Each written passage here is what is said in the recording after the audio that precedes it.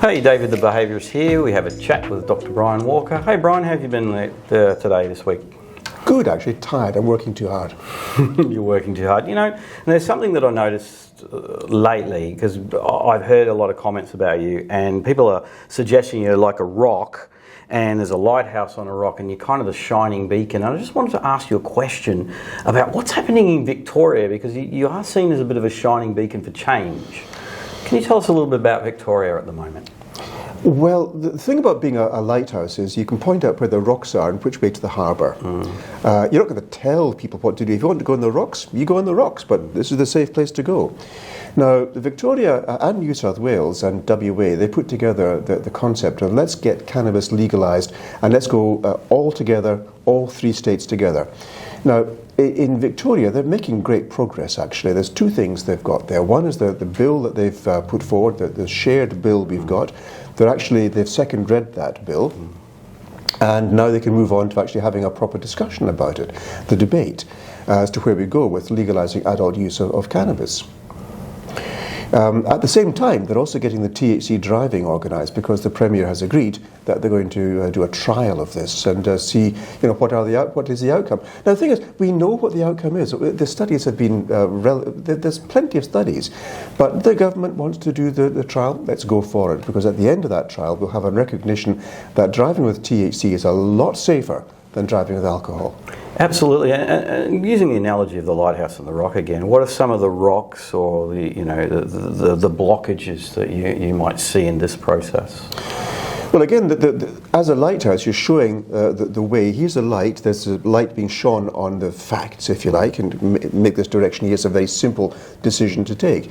The problem is that a lot of people are fascinated with the rocks. They're pretty shiny rocks, and let's look at all the problems that are there. So rather than looking at the solutions, they're looking at the problems instead, and they want to get hung up on those. And that's where the lighthouse is. Well, there's a pretty good rock you're heading for. So we're doing our best to actually illuminate the safe path. Absolutely. And as a lighthouse, and I know you're a lighthouse of healing, like a beacon of healing as a doctor, as a lighthouse through this issue, which would you suggest is the safe path? We as a party, and I as a doctor, am always there for the safety, the well-being of the people. Did you know that 0.05 of alcohol when driving is equivalent to around about 3 times the accidents? 300% increase in accidents. Wow, I did not know. And so at 0.049, there you are. You can still legally drive, but you've got a 3 times chance of having an accident. Do you know the equivalent for driving with THC? No. 1.5 or less. Wow, what a difference. Huge difference. That's amazing. So really, what I'm looking for here is to get people to realise these are the facts. The perceptions you've got are not actually correct, but they're firmly held perceptions. Unfortunately, we have this thing where if something's repeated often enough, it can become truth. Indeed. So in reality, what you're saying and what you're saying to the audience is that you're now illuminating the actual facts that can become the truth in people's mind. Well, indeed so. And as a person who's been involved in wellness and healing all of his life, at least most of my life, my hope, my aim is that we are able to serve the people by improving our wellness across the whole range. We look at what's happening in society and the hate that is rising, the sadness that is rising, the cost of living problems, the struggle for survival. All of this is turning people into, I think, a very desperate place. And what I would like to do, what I would like to serve the people by doing, is by enabling laws which give us more freedom, the more chances of living the life that we know we can and should lead. Absolutely. Imagine what that would be like. I mean, it would literally be a breath of fresh air. And speaking of fresh air, I'd like to ask you another question, because hot off the presses is, of course, the interest rate rise. What's your immediate thoughts about that? Oh, the immediate thoughts are it's wrong, it's unhelpful, it's actually killing people, literally killing people. Yes. What really upsets me is the fact we're raising the interest rates, and then the bank reports the massive profits, billions of dollars in profit, at the expense of those who are struggling to make their ends meet. And you think, is there justice there? I mean, who is benefiting from the rate rise? Are we actually getting inflation under control? What's causing the inflation is actually the guy gouging by the companies, trying to get as much money as possible from the people. So the prices are rising. Why are they rising? Are the farmers getting any more for their produce? No, they're not.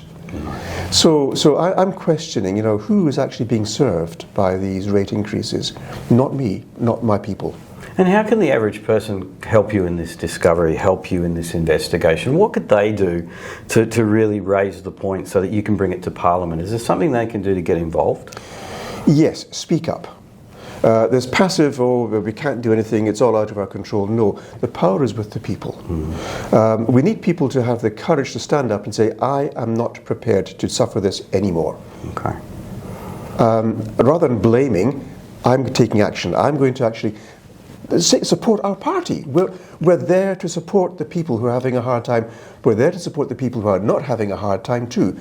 We're looking here for enhancing our society, doing everything we can to make sure that people live their best lives possible.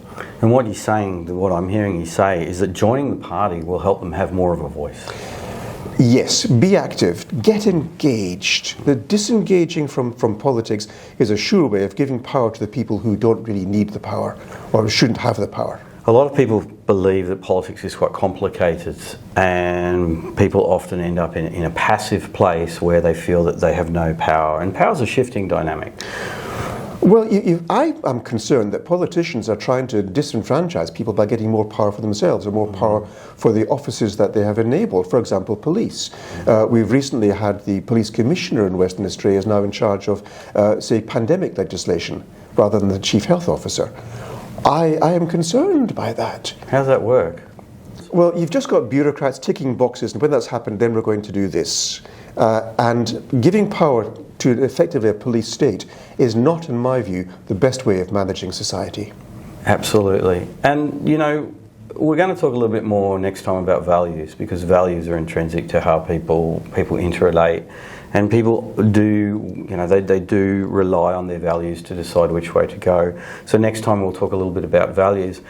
But today, that's all for today. Brian's a very busy man. You've been listening to a chat with Brian Walker. Please leave some comments in the comment section if you've got any questions for Brian. Ciao for now. See ya.